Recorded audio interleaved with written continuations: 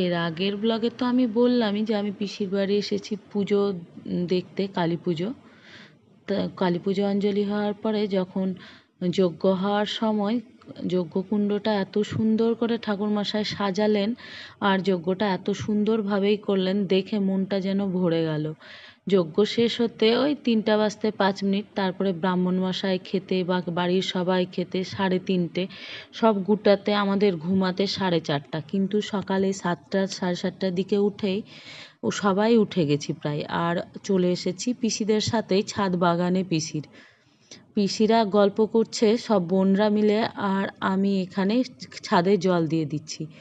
আমার পিস্তত বৌদি হেলথে কাজ করে, তাই সবাই একটু প্রেশার দেখিয়ে নিচ্ছে। তারপরে এদিকে রান্না হচ্ছে আর আমি আমার পিস্তত দিদির সাথে মিষ্টি নিতে চলে এসেছি।